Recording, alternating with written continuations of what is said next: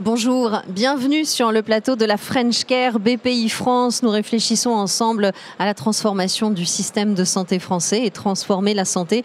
Eh bien, c'est notamment comprendre et faire usage de l'IA, l'intelligence artificielle bien évidemment, qui s'invite un peu partout en médecine, que ce soit du diagnostic pour l'imagerie, pour la prédiction ou encore la formation.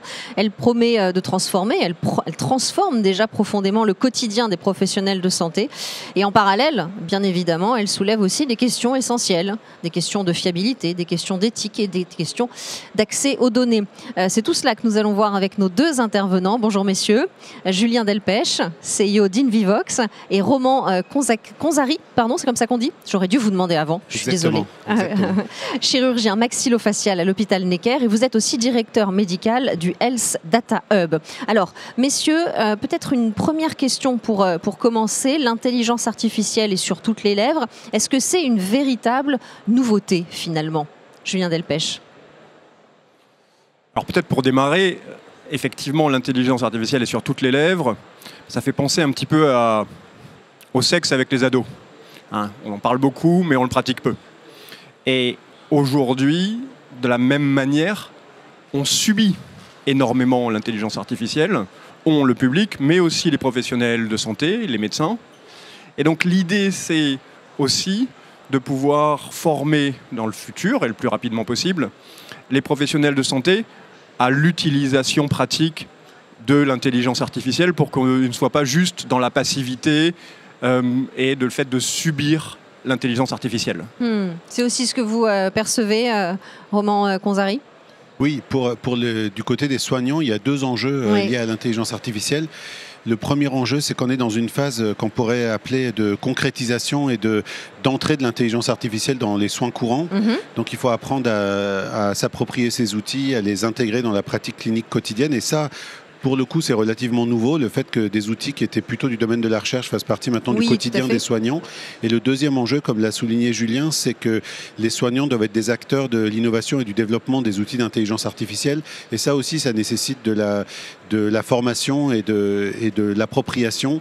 Et les soignants doivent être, dans le futur, en France, des contributeurs majeurs du développement des outils qu'ils vont utiliser. En les comprenant mieux et en essayant de les adapter du coup au mieux à leur quotidien et à leurs besoins, c'est ce que vous voulez dire? Alors non seulement en les comprenant mieux, mais également en apportant leur expertise et leurs données, parce que la construction d'un outil d'intelligence artificielle, ça nécessite au départ d'y injecter beaucoup de connaissances et de données médicales, et ça, c'est entre les mains des soignants et des patients. Bien évidemment, et c'est ce qu'on va voir concrètement. Alors, vous le dites très bien, Julien Delpech, la formation est essentielle. Comment est-ce qu'avec Invivox, vous utilisez concrètement l'IA pour répondre, alors peut-être justement à ce besoin de formation des professionnels de santé? Alors, deux points. Effectivement, notre métier chez Invivox, c'est de créer des contenus adaptés aux attentes et aux besoins des professionnels de santé. Donc on est spécialisé dans ce qu'on appelle le micro-learning, nous. Ça répond en fait de manière courte, pratique et interactive aux attentes des professionnels de santé. Donc on va développer avec des partenaires tout plein de formats pour les professionnels de santé, pour les initier et les former de manière très pratique, et Roman l'a dit, pratique et concrète, à l'utilisation de l'intelligence artificielle. Je vais vous donner un exemple. Aujourd'hui, vous avez des documents extraordinaires qui sont réalisés par différentes agences, ministères. Ces contenus sont difficiles à digérer. Vous avez une recommandation de la HAS sur la prise en charge de l'obésité qui fait 177 pages à l'attention des médecins généralistes. C'est d'une richesse extraordinaire ce qui a été réalisé. En revanche, pour un médecin généraliste qui n'a même pas suffisamment de temps pour ses patients, comment est-ce qu'il va être capable de digérer ça? Ce qu'on va faire, nous, chez Invivox, c'est qu'on va mettre de l'IA pour condenser ce document, et ensuite, on va donner ce résumé à un médecin généraliste, parce qu'on va rajouter de l'intelligence humaine à l'intelligence artificielle, et c'est le médecin généraliste dans une vidéo qui va expliquer en 3 minutes quel est l'impact de cette recommandation dans le quotidien d'un médecin généraliste. Et là, on voit qu'on va attirer, et on l'a fait, on attire des milliers de professionnels de santé sur un format comme celui-là, qui est court, qui est pratique et qui est très interactif, avec à la clé, vous connaissez le circuit de la récompense, à la clé, une attestation qui valide, qui sanctionne de manière positive l'acte de formation. Roman, en tant que praticien, en tant que soignant, vous le disiez, comment est-ce que vous percevez cette transformation, ce que vient de décrire Julien avec cet usage de l'IA ?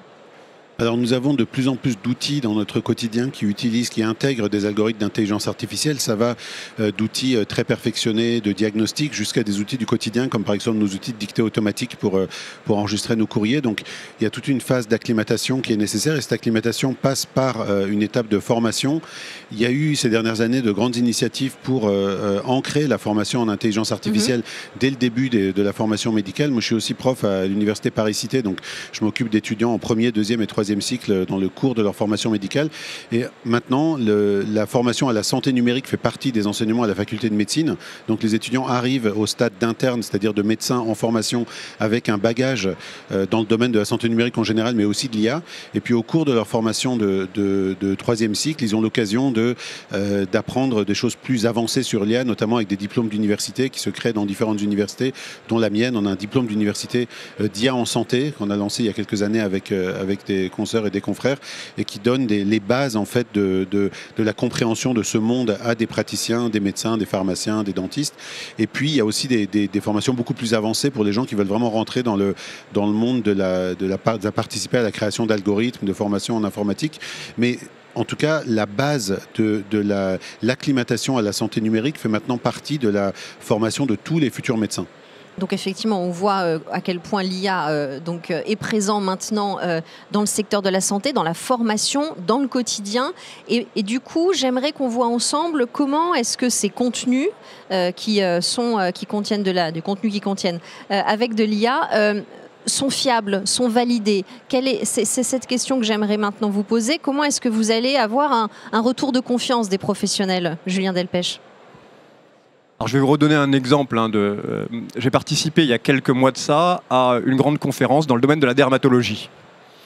Et j'ai présenté à l'auditoire, il y avait environ 300 personnes, j'ai présenté un contenu qui a été généré intégralement par de l'intelligence artificielle, un contenu de formation sur une pathologie, le vitiligo.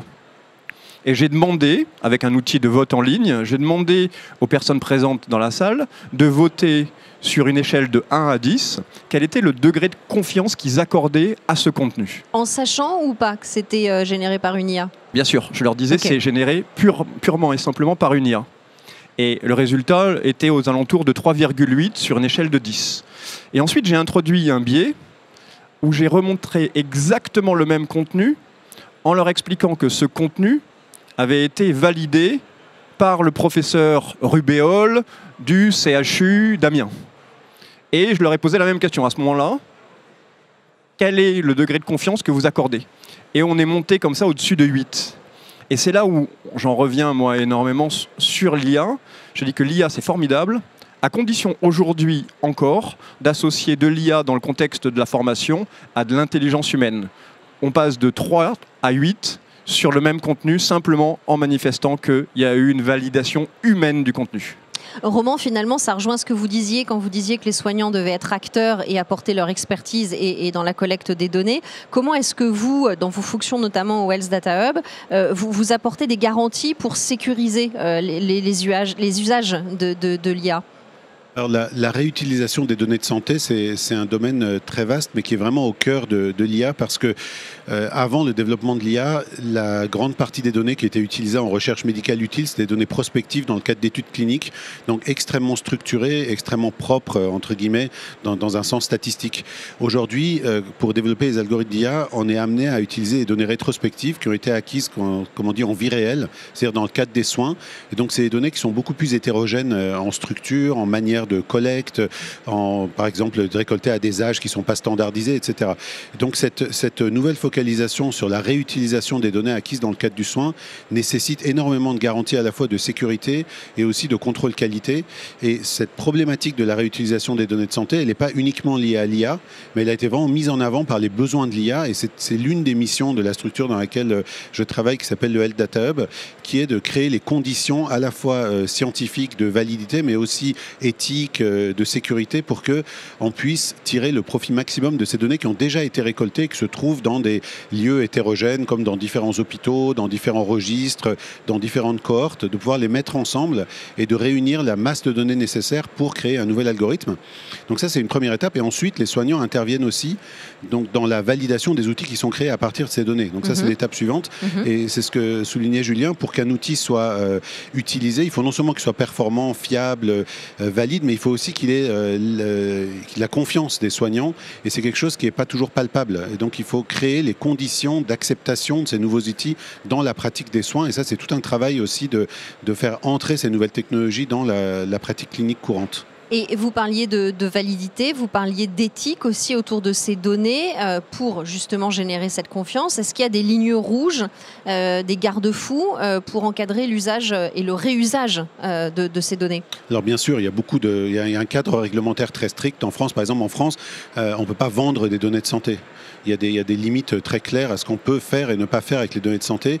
Et on est encadré par des règlements non seulement nationaux, mais aussi des règlements européens qui sont, à mon sens, extrêmement protecteurs des droits à la fois des patients et des soignants et qui permettent d'éviter des dérives, par exemple, de diffusion de ces données à des gens qui pourraient en faire des utilisations malveillantes.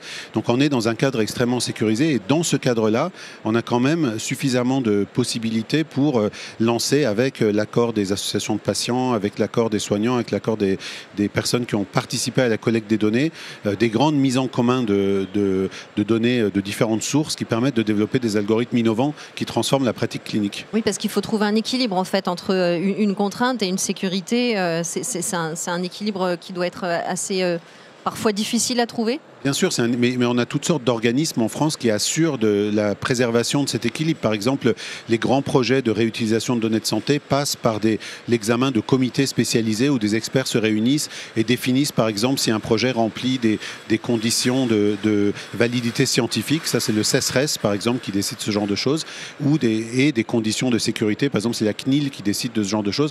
Et c'est uniquement après une validation par un grand panel d'experts qu'on peut se lancer dans des projets de réutilisation de données et développer des algorithmes. Julien Delpech, justement, comment est-ce qu'avec InVivox, vous gérez toutes ces données et dans quel cadre réglementaire? Alors, je pense qu'il y a toujours quelque chose qui est intéressant et fondamental à rappeler au niveau du RGPD. C'est que nous, on ne travaille qu'avec les professionnels de santé. C'est-à-dire qu'on crée des contenus, on les diffuse vers les professionnels de santé. Et donc, on est sur du B2B. Le RGPD ne s'applique pas dans le B2B, il ne s'applique que dans le B2C. Donc aujourd'hui, nous, alors évidemment, on respecte tous les règlements et je suis assez d'accord avec Roman sur le fait que nos données aujourd'hui, du fait des réglementations, qui sont des contraintes, mais ce sont des contraintes qui sécurisent nos données. Donc aujourd'hui, la vague absurde MAGA d'arrêter de régulariser tout, c'est complètement absurde parce qu'on serait les premiers et les citoyens seraient les premiers à en souffrir si tout à coup nos données de santé étaient vendues à tire-larigot. Donc nous, on respecte évidemment absolument tous ces règlements, on est en conformité avec notamment aussi les règlements en lien avec la formation, puisqu'on ne peut pas faire n'importe quoi, on ne peut pas créer des contenus promotionnels et les diffuser. De manière sur les réseaux sociaux, sur plein de choses. Donc voilà, on a toutes ces contraintes, mais qu'on gère parfaitement bien aujourd'hui en restant toujours à l'intérieur de la ligne rouge. Vous parliez des États-Unis à l'instant. Ce cadre réglementaire, il est national, il est aussi européen. Oui, bien sûr, il est européen et je crois même que le RGPD s'applique à certains États américains. Je crois que la Californie a adopté le RGPD, c'est ça ? Oui, l'Europe est un modèle au niveau international pour la sécurité de la réutilisation des données de santé et c'est même une de nos forces par rapport à d'autres grands pays où des données sont disponibles mais où le cadre éthique est beaucoup plus flou. Donc dans les projets européens, on est très sensible à la préservation des droits des patients. Et je pense que c'est toujours important de le dire et de le redire parce qu'il y a toujours cette crainte malgré tout qui existe et cette peur de se voir voler ces données de santé. Donc je pense que c'est bien de le redire et de reposer ce cadre. De toute façon, on sait dans l'histoire qu'il n'y a pas d'innovation médicale et de progrès médical sans éthique. Effectivement. Sur un dernier point que je voudrais explorer avec vous, sur ces usages de l'IA, on parle souvent de l'innovation comme un levier stratégique pour transformer la santé et peut-être améliorer l'accès aux soins, réduire les inégalités. Est-ce que vous pensez que l'IA, l'usage des données en santé améliorées, peut contribuer à réduire les déserts médicaux? Ouais. Alors, je pense que fondamentalement, oui. Et je vais vous redonner un exemple. Aujourd'hui, grâce aux données disponibles, notamment par exemple du Health Data Hub, on est capable de cartographier les déserts médicaux en France. On va être capable de regarder département par département et même de manière plus granulaire les endroits où on a très peu de dermatologues. Nous, ce qu'on fait chez Invivox, c'est qu'à partir de cette cartographie, on va se dire que là où il y a de moins en moins de dermatologues, les patients donc, ont des files d'attente extrêmement longues pour accéder aux dermatologues. Et là, l'IA va nous aider à diffuser automatiquement des contenus à l'attention des médecins généralistes, des pharmaciens, des pédiatres, des infirmières, des kinésithérapeutes, pour les aider à reconnaître un soupçon de mélanome, par exemple, et à ce moment-là, de jouer un petit peu le rôle que le dermatologue ne peut plus jouer, puisqu'il y en a de moins en moins actuellement. Et ça, véritablement, en fait, c'est de l'écriture d'IA pour expliquer, voilà, envoie les contenus dans les endroits, chez les médecins qui en ont besoin. Et les réseaux sociaux vont être d'une utilité extraordinaire parce que les contenus vont être poussés sur des fils Instagram ou des fils Facebook. Et finalement, une infirmière va recevoir directement un contenu sur son fil, pouvoir faire le contenu et de se former, comme ça, se mettre à jour et jouer, non pas le rôle du dermatologue, c'est pas du tout ça l'idée, mais prendre son téléphone le jour où elle a un soupçon d'un mélanome chez un patient et d'appeler le dermatologue pour lui dire, voilà, cette patiente, elle va pas pouvoir attendre 8 mois. Il faut que tu me la prennes et il faut la prendre parce que j'ai été formé à reconnaître un mélanome. Donc lutter contre les déserts médicaux, lutter aussi donc contre la rareté de certains spécialistes. Vous pensez que ce système de santé, avec l'aide de l'IA, est viable et faisable à plus ou moins long terme ? Alors j'en suis convaincu, les données de santé permettent à la fois de mieux comprendre la distribution des soins, l'organisation des soins à l'échelle territoriale, par exemple avec des données médico-économiques, mais également de développer des outils qui permettent par exemple de diffuser de manière numérique des connaissances très pointues qui sont sinon localisées dans des centres qui ne sont pas facilement accessibles à tout un territoire. Par exemple, à l'hôpital Necker où je travaille, moi je suis spécialisé dans les maladies rares. Les maladies rares, c'est un domaine un peu particulier parce que ça s'appelle maladie rare, mais il y a beaucoup de gens qui ont des maladies rares en fait. Et ça touche beaucoup de gens, mais chaque maladie touche peu de monde. Donc il faut des spécialistes pointus qui connaissent bien les maladies individuellement. Et ça, c'est une connaissance qui est assez peu diffusée sur le territoire. Donc il y a un grand enjeu de développer des outils qui permettent de réduire ce qu'on appelle l'errance diagnostique. C'est-à-dire le temps entre le moment où le patient ressent un problème et le moment où il a un diagnostic correct et un traitement. Cette errance diagnostique pour les maladies rares, elle touche en moyenne 5 ans en France, ce qui est beaucoup trop pour les enfants. Et durant cette période de 5 ans, il y a des enfants qui ont des problèmes qui aboutissent à des séquelles irréversibles parce qu'on a mis trop de temps à trouver un diagnostic, parce que c'était très compliqué, qu'ils n'ont pas vu les bonnes personnes au bon moment. Donc par exemple, je vais vous donner un exemple très concret de ce qu'on développe dans le laboratoire. On est en train de développer une application qui, sur la base de photographie clinique, c'est-à-dire la photo du visage d'un enfant, permet de donner une indication du diagnostic. Et ça permet, par exemple, là je vous donne un exemple, j'ai reçu cette photo d'un collègue à l'étranger en Arménie qui avait cette photo d'un enfant qui avait une malformation qu'on ne connaissait pas. Je le montre avec l'accord de la famille. Et donc on a mis cette photo sur l'application de diagnostic et vous voyez ici, ça nous a donné un score d'anomalie du visage de cet enfant et également la proximité avec un certain nombre de syndromes. Et si on était en France, cette application nous aurait donné une carte géographique avec les centres où il faut se diriger pour obtenir le traitement le plus adapté. Et ce qu'on a développé également qui est intéressant, c'est pour l'enseignement, on a développé ce type d'image. Ça, c'est une image synthétique, c'est un patient qui n'existe pas. Et donc, on on a développé des images synthétiques des différents grands types de maladies pour que les praticiens aient dans l'œil les caractéristiques principales de ces maladies et progressent dans leur détection de ces pathologies. Donc l'utilisation de l'IA permet non seulement d'améliorer la prise en charge en diminuant l'errance diagnostique, mais aussi en même temps d'avoir des actes de formation qui, dans ce cas-là, préservent de manière optimale l'identité des patients et permettent de ne pas diffuser de données identifiantes, par exemple. Avec un portrait robot, en fait, d'une maladie rare, quelque part. Exactement, c'est un portrait robot qui concentre les signes les plus prégnants et qui permettent de graver dans l'esprit des soignants les caractéristiques d'une maladie. Incroyable. Messieurs, on arrive à la fin de cet entretien. En guise de conclusion, quel est selon vous l'usage en IA de médecine, hein, bien sûr, qui est le plus prometteur, qui va vraiment révolutionner dans les prochaines années le système de santé? Je trouve que la prospection est toujours complexe. Je pense que ce qui a démontré aujourd'hui toute son utilité, c'est l'intérêt de l'IA dans la lecture d'images. Là où l'œil d'un radiologue, d'un médecin se fatigue, là où on ne peut pas balayer de manière automatique une image, l'utilisation de l'IA a déjà prouvé, pas dans toutes les images, pas dans toute l'imagerie, mais dans une grande partie de l'imagerie, tout son intérêt, et à condition derrière que le médecin puisse expliquer au patient aussi les résultats du diagnostic. Mmh. Moi, dans mon domaine, en tout cas, ce qui est vraiment très prometteur, c'est tout ce qui est prédiction. On a aujourd'hui beaucoup d'examens qui contiennent des signaux très faibles, qui anticipent quelque chose qui va arriver et que l'œil humain ne peut pas analyser. Il y a eu un exemple très célèbre, très prometteur ces dernières années sur les mammographies où des petites lésions qui n'évoquaient pas de lésions dangereuses pour les radiologues étaient en fait, après analyse par IA, évocatrice d'un développement vers quelque chose de plus grave et de cancéreux. Et ça s'applique à beaucoup de domaines, notamment dans mon domaine. On peut imaginer des outils d'IA qui permettent de prédire comment va grandir un enfant, quelle va être la vitesse de ses acquisitions durant son développement, et à partir de données initiales de la petite enfance, essayer de donner aux parents une perspective sur un calendrier chirurgical optimal, un calendrier thérapeutique optimal et le pronostic de l'évolution d'une maladie sur plusieurs années. Donc je dirais que la prédiction, à partir d'images, mais aussi à partir de données multimodales, c'est peut-être l'espoir le plus important qui nous est offert par l'IA. Merci beaucoup à tous les deux pour cette conversation autour des usages de l'IA en santé. Merci.